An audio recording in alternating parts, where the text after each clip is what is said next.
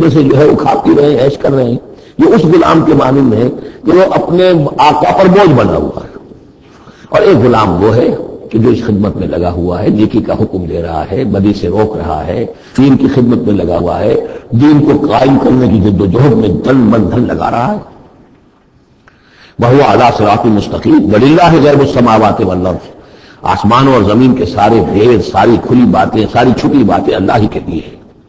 وَمَا أَمْرُ السَّاعَةِ إِلَّا كَلَمْحِ الْبَصَرِ. اور قیامت کا معاملہ تو بس ایسے ہوگا جیسے ایک نگاہ کا نپک جانا، اچانک آ گئی. او ہوا اقرب، یا شاید وہ اس سے بھی قریب تر ہو. ان اللہ علی کل شیء قدیر، یقیناً اللہ تعالیٰ ہر چیز پر قادر ہے. واللہ اخرجکم من بطون امہاتکم لا تعلمون شیئا. اللہ نے تمہیں نکالا تمہاری ماؤں کے پیٹوں سے کہ تم کچھ شے نہیں جانتے تھے، کوئی علم نہیں تھا. واقعہ یہ ہے کہ انسان کا بچہ جس قدر کمزور اور ضعیف ہوتا ہے، شاید کسی حیوان کا بچہ اتنا کمزور نہیں ہوتا. آپ نے بکری کے بچے کو دیکھا ہوگا، نوزائیدہ کو، وہ تھوڑی دیر بس اس کی ٹانگیں لڑکھڑاتی ہیں، بس تھوڑی دیر، فوراً ہی ولادت کے بعد ٹانگوں میں کھڑا ہوتا ہے. لیکن یہ کہ انسان کا بچہ جتنا لا علم، جتنا ضعیف، جتنا کمزور، جتنا ڈیپینڈنٹ، جتنا محتاج ہوتا.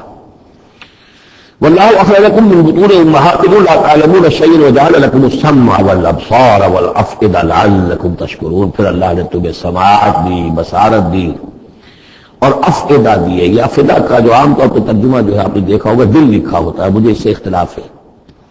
میرے نزدیک افئدہ جو ہے اس سے مراد جو ہے عقل ہے، لیکن یہ میں اس پر گفتگو کروں گا اگلی صورت میں انشاءاللہ. ان السمع والبصر والفؤاد كل اولئک کان عنہ مسئولا. وہ جو آیت ہے سورہ بنی اسرائیل کی، وہ اس موضوع کے اوپر اہم ترین ہے. پھر اللہ تعالیٰ نے تمہیں کان اور آنکھیں دی اور عقل دی. یہ اصل میں ریلیشن شپ یہ ہے کہ یہ سینس ڈیٹا ہے، آنکھوں سے، کانوں سے یہ ڈیٹا، جیسے کہ آپ آج کل کمپیوٹر میں ڈیٹا جو ہے فیڈ کرتے ہیں اس کے اندر، پھر وہ اس کو پروسیس کرتا ہے، پھر وہ انفر کرتا ہے، پچھلی میموری کے ساتھ ٹیلی کرتا ہے، پھر اس سے کوئی نیا نتیجہ نکالتا ہے. تو یہ جو برین کمپیوٹر یہاں رکھا ہوا ہے، یہ ہے جس کو کہ سینس ڈیٹا جا رہا ہے، آنکھوں سے، کانوں سے، چھو کر، چکھ کر، سونگ کر، جو بھی صلاحیتیں ہمارے اندر ہیں ان سے وہ سارا سینس ڈیٹا جو ہے وہ وہاں جا کر پھر پروسیس ہوتا ہے. اس کو پروسیس کر کے اس سے نتیجہ نکالتا ہے، وہ ہے عقل. وہ جو انسان کے اندر یہ ذہن استباغ میں جو رکھا گیا ہے. فؤاد سے میرے نزدیک مراد یہ ہے اور میں اس پر جازم ہوں. وَجَعَلَ لَكُمُ السَّمْعَ وَالْأَبْصَارَ وَالْأَفْئِدَةَ لَعَلَّكُمْ تَشْكُرُونَ. تاکہ تم شکر کرو، ان چیزوں کا، ان نعمتوں کا حق مانو، حق ادا کرو، ان چیزوں کو، ان نعمتوں کو صحیح طریقے سے استعمال کرو. أَلَمْ يَرَوْا إِلَى الطَّيْرِ مُسَخَّرَاتٍ فِي جَوِّ السَّمَاءِ. کیا یہ دیکھتے نہیں پرندوں کو کہ وہ فضا کی اس خالی خلا کے اندر حکم یہ بالکل مسخر ہیں، یعنی اللہ تعالیٰ کے حکم کے مطابق جو تیر رہے ہیں. ما يمسكهن الا اللہ، انہیں نہیں تھاما ہوا کسی نے سوائے اللہ کے. ان فی ذلک الآیات لقوم یؤمنون. یقیناً اس میں نشانیاں ہیں ان لوگوں کے لیے جو ماننا چاہیں یا جو ایمان رکھتے ہو. واللہ جعل لکم من بیوتکم سکنا. اور اللہ تعالیٰ نے تمہارے لیے تمہارے گھروں میں سکون اور سکونت کی جگہ، رہنے کی جگہ تمہیں فراہم کی ہے. وجعل لکم من جلود الانعام. اور بنا دیے تمہارے لیے تمہارے چوپایوں کی کھالوں سے بیوتن، ایسے گھر یعنی خیمے. یہ جانوروں کے کھالوں کے خیمے بناتے تھے تاکہ یہاں خیمہ، یہاں اکھاڑا وہاں لگا دیا، وہاں سے اکھاڑا وہاں لگا دیا، وہ ہلکا رہتا تھا خانہ بدوش لوگوں کے لیے. تم ان کے کھالوں سے بنا لیتے ہو گھر. تستخفونہا، جو تمہیں بڑے ہلکے رہتے ہیں تمہارے لیے. یوم ذانکم، جس دن کہ تم سفر میں ہو، و یوم اقامتکم، اور جب تم کہیں اقامت کرنا چاہو. وہ خیمے اتارے اونٹ کے پیٹھ کے اوپر سے، وہاں گاڑا، رات کو اس کے اندر آرام کر لیا. ومن اصوافها، اب یہ تین الفاظ آ رہے ہیں جو کہا تھا دفن، تمہارے لیے جڑاول ہے ان میں. انہی حیوانات میں وہ ریشہ پیدا کر رکھا ہے ہم نے، فائبر، جس فائبر کے ذریعے سے کہ تم کپڑا بنتے ہو. اب کاٹن فائبر ہے یا اب آرٹیفیشل فائبر آ گئے ہیں، لیکن سب سے پہلے جو چیز انسان کو ملی تھی وہ تو حیوانات ہے. جو یہ ان چوپایوں کے جو بال ہیں ان سے ہی انسان نے کچھ چیزوں کو بننا سیکھا تھا. من اصوافها، صوف کہتے ہیں بھیڑوں کی اون کو.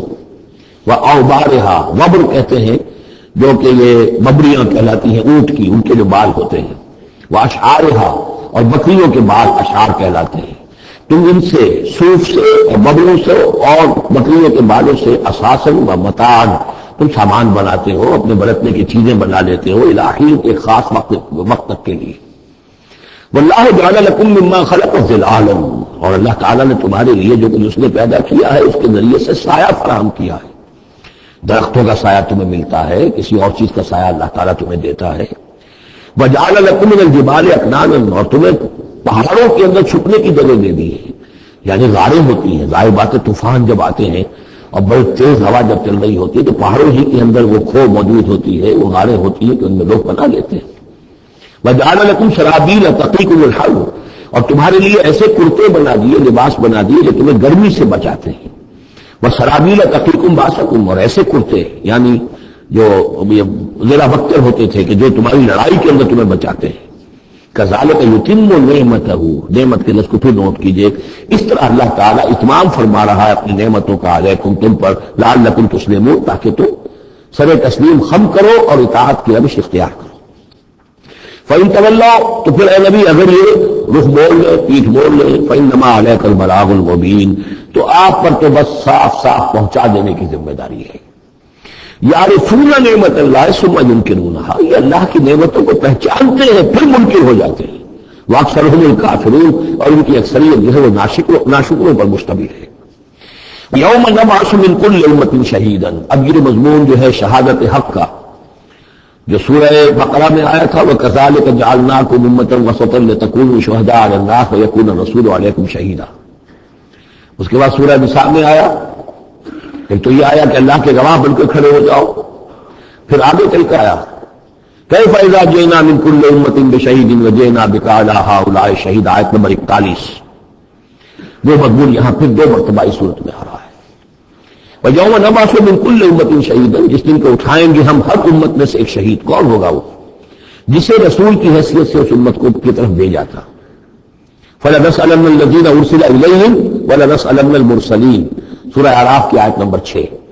سب سے پہلے وہ جسے ہم کہتے ہیں پروزیکیوشن وٹنس کی حیثیت سے، عدالت کا گواہ، سرکاری گواہ کی حیثیت سے رسول کھڑا ہوگا اور رسول یہ کہے گا کہ اللہ تیرا جو پیغام مجھ تک آیا تھا اس قوم کے لیے، میری قوم کے لیے، میں نے انہیں پہنچا دیا. Now they are responsible. اب یہ جواب دہ ہے، اب ان سے محاسبہ ہو سکتا ہے. تو یہ ہے نبی جو ہے گویا کہ اپنی قوم کے خلاف گواہی دے گا. اگر نبی یہ گواہی نہ دے تو وہ کہیں کہہ سکتے تھے اللہ ہمیں تو بات پہنچی نہیں، ہم بات سمجھے نہیں تھے. نبی کہہ رہے میں نے سمجھا دیا تھا، کھول کر سمجھا دیا تھا، کوئی اجتماع نہیں چھوڑا تھا، پورا مبرہل کر دی تھی بات، دودھ کا دودھ پانی کا پانی بالکل علیحدہ کر دیا تھا. کیسے انکار کریں گے؟ وَيَوْمَ نَبْعَثُ مِن كُلِّ أُمَّةٍ شَهِيدًا ثُمَّ لَا يُؤْذَنُ لِلَّذِينَ كَفَرُوا وَلَا هُمْ يُسْتَعْتَبُونَ، پھر ان کافروں کو نہ کوئی اجازت ملے گی اور نہ انہیں لیو فار اپیل ملے گی کہ کھڑے ہو کر کسی طریقے سے کوئی عذر جو ہے وہ تلاش کر